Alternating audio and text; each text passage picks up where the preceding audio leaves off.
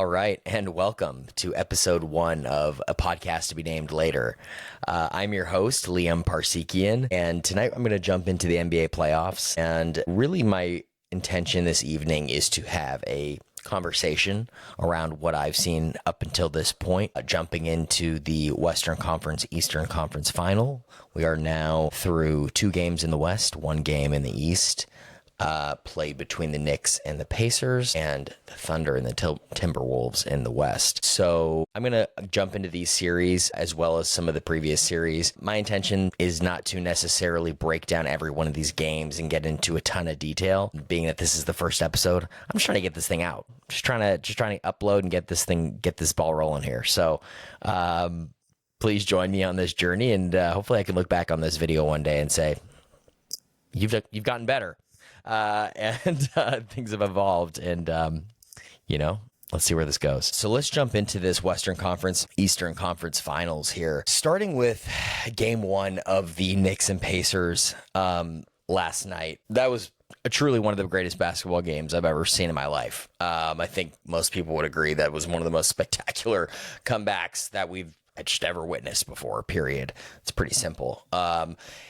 I was kind of scrolling through social media last night, and I saw one of the first things I saw that I was like, is Tracy McGrady's 13 points in, I believe it was 34 seconds. That used to be one of my favorite videos to watch on YouTube back in the day. And I always think about, if they're within 14, 15 points, I'm like, well, T-Mac did it. It's possible. It's possible. So you're watching that Pacers game last night, and I mean, my God, this team has come from behind in, I believe, 4 games this postseason where they were down 15 points or more, and 3 games of 20 points or more, I believe. And so last night, the Knicks, I got to be honest with you, I was super busy yesterday. So I was watching it on my phone, YouTube TV, and I was kind of zipping through little pieces of it. I saw the Knicks were up. I watched the beginning of it at home. Pacers went up in the very beginning just a little bit, kind of came out to a hot start. Knicks came roaring back, and the Knicks kind of took momentum for a large chunk of the game. I think the Pacers were up for a brief moment before halftime, and then coming out of the third quarter, the Knicks, built up the lead. They started to just kind of pull away, and they're at home, and Brunson is hitting shots. And again, I was kind of casually watching because I was just working and running all over town. So, at that point, I definitely wasn't counting the Pacers out, right? It's even when the Knicks were up by 10 plus points, I did feel like, all right, they're at home. The Knicks have also been a team that's been coming from behind in these playoffs, has, had this magic to them and all this momentum on this incredible playoff run that they are on, coming off this, massive high of beating the Celtics. At that point, it was hard for me to imagine the Pacers coming back. And then they go down 14 with, 2.5 minutes left. They're down 14 points. It's really looking completely like the game's over. With about 5 minutes left in the game, Aaron Nesmith started knocking down threes, right? I think he hit a couple at 5 minutes left, 4 minutes left. So he started heating up. And about 2.5 minutes left in the game, they're still down 14. Nesmith hits another 3. It's an 11-point game. Nesmith hits another 3. Now there's 59 seconds left, and I think Towns had a bucket, and it was like the Knicks were still scoring. I think they scored about 6 points in the last two minutes, 2+ minutes. So they put up some points in the last couple minutes. I mean, it wasn't like they just got shut out. But meanwhile, they outscored the Knicks 20-6 in 2.5 minutes, coming down from down 14 to tie the game on an incredible Tyrese Halliburton step back, what was thought to be a 3, early celebration with the choke taunt, looking at Reggie Miller, which ended up tying the game. But, I mean, just insane. The way that Nesmith, he hit 6 threes in that fourth quarter, I believe it was. He hit 4 down the stretch. They're down 9 points. He starts knocking them down. The 1 minute left. And, just this unbelievable ability for this Pacers team to come back has just been insane throughout these playoffs. And, I mean, I'm just sitting back and enjoying it at this point. And it's hard for me not to kind of root for this Pacers team. Tyrese Halliburton, man, gets voted most overrated player by his peers in the NBA. And ever since then, he has done nothing but make game-winning shot after game-winning shot. I think he's got three game winning shots or something in these playoffs. Like, how are you going to call this dude the most overrated player? He's only been in the league for 4 years and has done nothing but quickly ascent and get better every year. I mean, it's just like pure hating. Dude's a cerebral player. He's got high basketball IQ. He doesn't force shots. He gets his teammate involved. He doesn't, have to have his offense going to be incredibly effective on the floor. He's a high IQ player, and I think it's just kind of silly. It's kind of ridiculous that he was named most overrated player, and good for him for coming out and just kind of shutting everybody up real quick. But, that team is incredibly exciting. Just the way they move the ball and the young players on that team. Again, just incredible stuff. I mean, from the Pacers, regardless of what happens. I think we're all just so excited to see where this all goes in this series between the Knicks and the Pacers, because the Knicks are an incredible team. I mean, what they've built over there is pretty incredible. The Knicks going from kind of a laughing stock of the NBA for so many years, let's be honest, for a long time now. I mean, fans were showing up with bags on their heads not so long ago. I mean, it was just a running joke of the NBA. I mean, really consistently until Brunson got there, really honestly. Bringing Jalen Brunson into New York, bringing, him to the Knicks, I mean, just has completely changed that franchise. And I think he was just named Clutch Player of the Year this year. And I mean, this dude is just unbelievable, and I love his mentality, man. He's just a real one. Like, I love his interviews. He keeps it really real. Like, he just seems like a genuinely really cool guy. And yeah, man, super, super well spoken, super humble. Just a good dude and like an absolute killer on the court. And it's just like, what a matchup in this series. It's like, I got a lot of family from New York. My dad was born in Jersey, lived a lot of his life in New York. I still got family back east. And my dad's kind of a Knicks fan, doesn't watch a ton of basketball. He's a huge Mets fan. So there's some affiliation where maybe I would root for the New York Knicks, but I'm like, I don't know, man. After seeing those videos about with those Knicks fans throwing garbage at that Pacers fan, I'm like, man, listen, I got no reason to root for Indiana whatsoever, but I really like Halliburton. I really like this team, and man, I love seeing Halliburton invite that Knicks fan out to Game 4. That was sick. So I'm like, I'm kind of rooting for this team. I just kind of like what I'm seeing from them. They're just freaking exciting. Like, call it a Cinderella team or whatever. Like, whatever magic this Pacers team has going on is just incredible. And on the other side of it, this Knicks team has had some incredible come from behind victories in this playoff. So, like, what a cool series, honestly. Like, 1-0. Let's see what happens. Asking me to take, if you're asking me who I would take in the series, and to be honest, I didn't come into this video even trying to make predictions on who's going to win these series, because, I mean, I think it's pretty obvious that OKC Thunder are going to beat the Wolves at this point. They're now up 2-0, and I'll get into that a little bit more. I think that's kind of a shorter conversation. With this Knicks Pacers, man, I don't know. Honestly, I really don't know. I'm like, I guess at this point, I got to take the Pacers because, look, they took Game 1 in the Garden. Shit, let's see what happens tomorrow night, man. I mean, god dang, if they come out and take Game 2, I mean, it's a wrap, right? Like, at that point. So, Knicks got to win tomorrow. Damn, pressure on for Game 2. I mean, honestly, like, that's a lot of pressure for Game 2 in the Garden, especially. So it's like the Pacers are going to come in like so relaxed tomorrow night.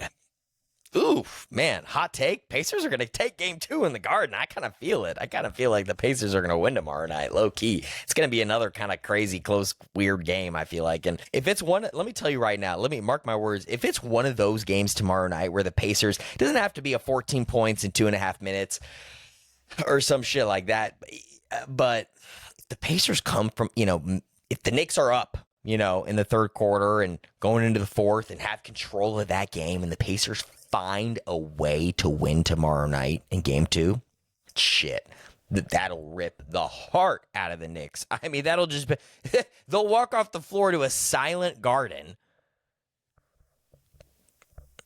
I mean, there's no way. You go back to Indiana, that's it. So, man, honestly, all these games are must-win games, and the old cliche, of course they are, it's playoff games. But if there's ever a must-win game, it's Game 2 tomorrow night at the Garden. My goodness, wow. That's going to be incredible. So, I'm taking the Pacers, man. I feel like they're going to come out and win tomorrow. the Knicks have responded really well to losses in these playoffs. I think Brunson is averaging like 35 points after a loss in these playoffs. I mean, he's averaging 30 points anyway in the playoffs, but Knicks have been responding. I think they're going to respond, but again, they may respond and the Pacers may find a way. If they find a way, goddamn. Oh man, that'll be nuts. All right, well, yeah, so that's kind of, I guess I take the Pacers are going to win this series. That's what I feel like. And OKC's going to win their series. I mean, all right, let's just talk about it for a second. I'm going to talk a little bit more about the kind of changing of the guard here in a minute, but like, damn, look at these two. This series like has two of my favorite players in the NBA, two of my favorite emerging superstars who, I mean, they've been on the scene for a minute, but like really emerging superstars in SGA and Ant-Man. And to be honest with you, like Ant-Man's been kind of one of my favorite stars for a while now. I just like his like candidness in his interviews. I just like how he carries himself, and he's got some wild stuff off the court. I didn't really read about till recently, but man, he's young. He'll figure it out. I don't believe everything I read, so I don't know what's true and what's not, to be honest with you. But people like to talk. But man, Ant-Man's interesting. He's got like. Ant's a killer, man. Ant's got that mentality for sure. But I will say, when I coming into this game tonight against OKC, like I was kind of looking in the pregame a little bit, and I was just like, I don't know. Seemed like a little bit nervous. Maybe I'm wrong. Ant, don't kill me, man. I'm sorry, but I just didn't see that like looseness. Like, he's usually kind of so loose. He's kind of just like really chilling, like. Have that kind of swag and that kind of like, just kick, like putting up his shots in pregame. I just didn't seem loose before the game tonight. And like, man, SGA is just cool as a cucumber, right? And like, I really like both these guys, man. I really like, how they carry themselves, in terms of interviews and off the court as well. I really do. I think Ant, is just really kind of just a cool dude, super candid, and seems like a really dope dude to talk to. And I just love his honesty and openness.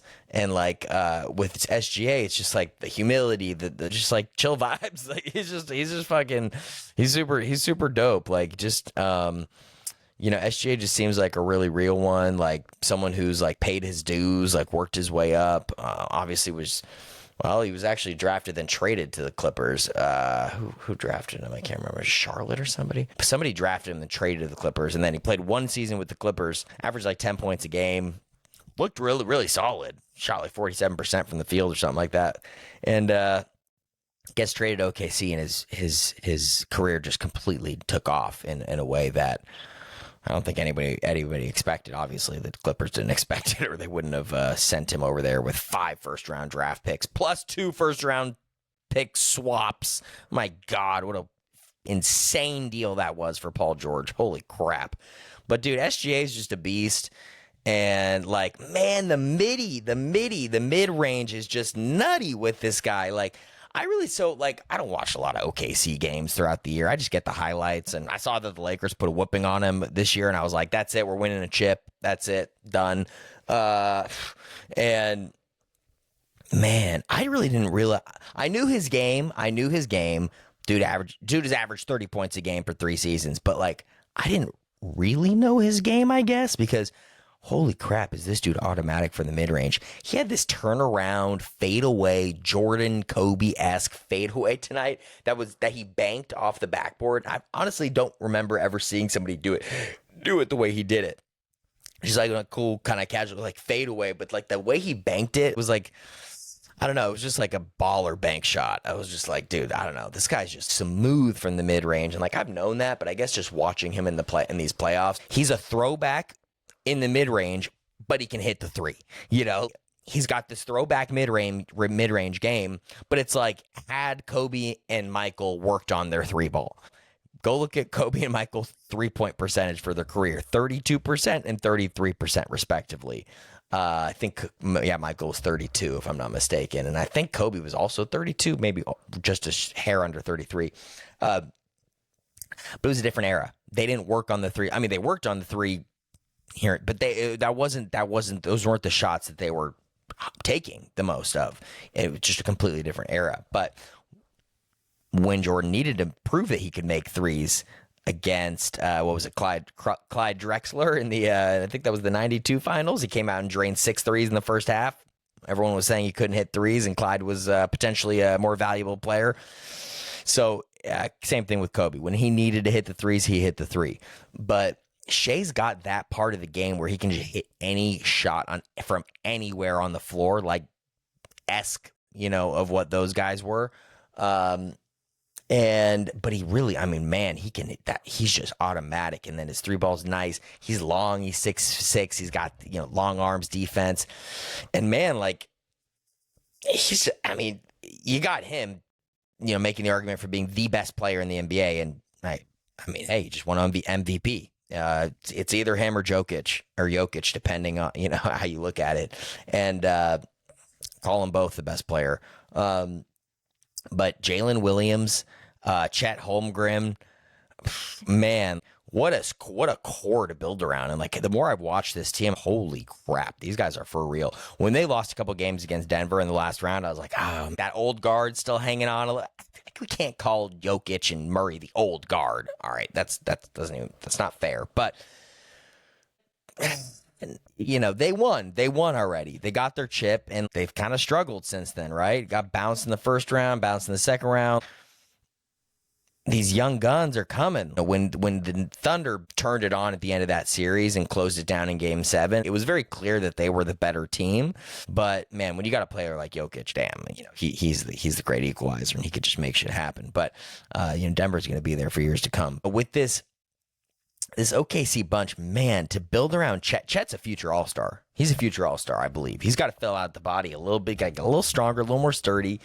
He's not gotta get bulky, but the guy's got get a little stronger. And this Jalen Williams, man, he's I didn't really get a chance to watch him throughout the year, and I'm now seeing he's a freaking stud. So bottom line, like this OKC team is a juggernaut, and I think they're gonna win the NBA Finals. But holy crap, this NBA Finals matchup, Indiana against OKC coming up soon, I believe. Damn. I think that's going to be one of the most exciting NBA Finals we've seen in years. And it is a shifting of the guard that we're about to witness.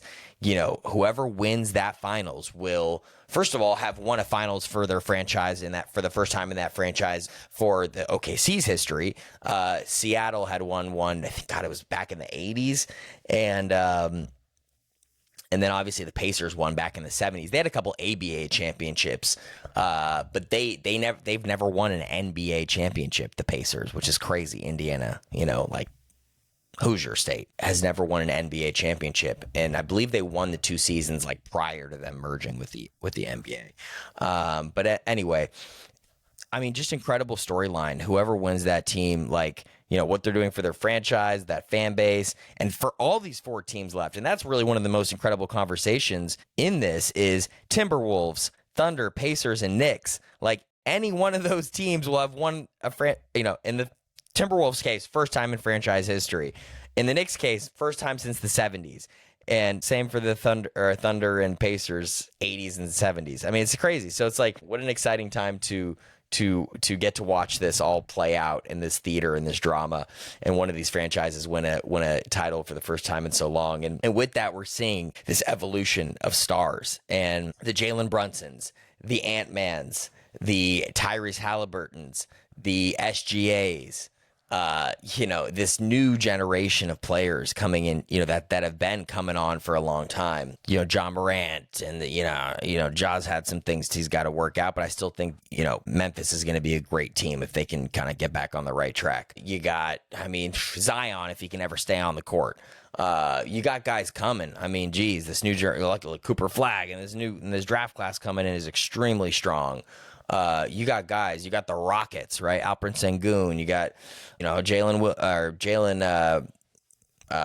Man, what's his name? I can't remember. But he had a terrible playoffs. And he's like, everyone's saying they're about to trade his ass. What is that guy's name? What the? Let's look that up. I cannot believe I'm actually forgetting that dude's name. He was like their number 2 overall pick. Rockets, Jalen Green. Man, sorry, Jalen. I know it's been like that, but hey, I think that kid's got a lot of talent, actually. So he's just got to figure some stuff out. But the Pistons and the Thompson brothers, Like, these dudes are coming. These Thompson brothers are coming. Like, there are some players coming down the pike here that are just making this incredibly exciting. Obviously, Cleveland. So I'm going to kind of dive into a little bit with, the rounds previous to this. And let's kind of look at it. Let's kind of dive into, the old guard versus the new and what some of these series have told us. So obviously going back to the first round, right? The Thunder Grizzlies. That was just an absolute whomping 4-0. Speaks for itself. Just different caliber of team. Grizzlies got to remake that roster a little bit. Obviously, Jaren Jackson, you're going to keep him around, I believe. I'm not sure where they're at in that contract. And John Morant, and you got to figure out, how to build around those guys. Nuggets, we know where they're at. It's Jokic. Man, Aaron Gordon looking really nice in these playoffs. Averaged like almost 20 points a game in these playoffs. Has really become a solid three-point shooter. Michael Porter Jr., unfulfilled potential, man. I just don't know. I don't know. That guy's got to get in the lab and just work, because it just doesn't, not aggressive enough. I mean, he's got a lot of skill, but I feel like he just needs to take over a little bit more at certain points. When you got that much skill, length, shooting ability, driving ability, I mean, he's an incredibly talented player, but I just think like he's the key to unlocking them, honestly. If Michael Porter Jr. can become a true star, if he has a step in him, like that team is a different team potentially. The Clippers, I mean, Kawhi was looking really nice. Listen, us Lakers fans, I mean, we don't really call it a rivalry. Can it really be a rivalry when they've never been to the Western Conference Final before? Yeah, that's correct. They've never been to the Western Conference Final. Let's double check that. I have to believe that's the case. Yeah, it is. It is the case. Incredible. Kawhi was looking really nice. Harden was looking really nice. I don't know, man. They're all getting old, though. They have some young players on that team, but I just don't really buy any reason why the Clippers are going to do anything going forward. Let's be honest. We'll see. The Lakers, Timberwolves, Lakers, man, I'm going to do a separate episode on the Lakers breaking down. I'm not going to get too much into what's already, what happened this season besides the Luka stuff. Would like to talk a little bit about that. Obviously, it's been talked about a million times by everybody else, but would like to dive into a little bit about my reaction to that and what that, what that was. Insane. Still shocking that even happened. And Warriors Rockets, right? The Thompson brothers, Amen Thompson, just incredible on that Rockets team. I'm really excited to see what they can do building around the Thompson and Sengun, and we'll see what happens with Jalen Green. Warriors, it's feeling like they're maybe done now. I don't know. I mean, do they have a season left of one more run in them? Maybe, because I mean, Steph looked really nice. Honestly, that team was looking really nice with Jimmy after the trade. I think their record was like 20-5 or something like that with Jimmy and Steph on the floor. We'll see. I mean, they might have one more left in them. Steph was looking great before he got hurt. I think a lot of people will say that they would have potentially won that series had they not gotten hurt against the Timberwolves in round 2. But we'll never know. Let's see here. Eastern Conference, Cavaliers Heat was one of the worst playoff series that we've ever seen in playoff history. Literally, I think it actually was the worst by point differential, and just a team that did not belong in the playoffs, in the Heat. A team that spirit was literally broken before the first game, which was very evident. Interesting offseason they have ahead. Pat Riley still sticking around. There was some speculation about him moving on. Going to have to see what kind of moves they make because they got to retool that roster. Bam Adebayo would look great in a Lakers uniform. I'll leave it at that. Let's see here. Obviously, Pacers, Bucks. Damn, what's going to happen with Giannis? He hasn't requested a trade, but rumor is that he is willing to consider one and is kind of checking the temperature of things and looking at the landscape of the NBA, and it's going to be super interesting to see. I mean, the Bucks are going to ask for the world to move him. So what's going to happen there is super interesting because the Bucks, unless they have some move under their sleeve with Damian Lillard out for all of next year, I don't see how they're really a contender the way they are now at all. In the Celtics, Magic, so series, just kind of quickly, the Magic have some really good players, actually. With Banchero down there is incredible. They got some other really good young players who are escaping my mind at the moment, excuse me. But damn, Jason Tatum, man. really bummed to see him go down in round 2. I did want the Knicks to win that series, so I was super stoked that they won, but I was really bummed that Jason Tatum blew out his Achilles. That's crazy, dude. That is really crazy. Wow. That was really a bummer. And he's going to miss all of next season. And the Celtics are still going to be a great team next year, but very, very much anticipating seeing, how he kind of comes back from that injury and hoping he can still be, the Jason Tatum of old. And I think he will be, but, it looked pretty brutal when it happened. It looked like he was in a lot of pain, and just going to be interesting to see how he kind of comes back from that. So, yeah, so obviously, we've pretty much broken it all down. That Thunder's Nuggets series was just incredible. Went 7 games, super exciting. That was just a ton of fun to watch. But at the end of it, like I said, the Thunder were just clearly the better team. Timberwolves Warriors was an amazing series for one game. For 1 or 2 games until the game 2 stuff went down. Pacers Cavs, man, like what? That was crazy. Like 4-1. I mean, the Cavs were hobbled going into that series, and like I think this Cavs team is incredible. I mean, the regular season they had was just insane. They were the top team in the East. Donovan Mitchell, Evan Mobley, Darius Garland, like these guys can play, and they have a really well-rounded roster. Really complement each other well. Evan Mobley, Defensive Player of the Year, the length, the ability to shoot the ball, super versatile, switchy defender. Donovan Mitchell just fills in all the gaps and does everything right. But man, they were so hobbled going into that series. It really would have been nice to see like a fully healthy, clicking Cavs team without those injuries.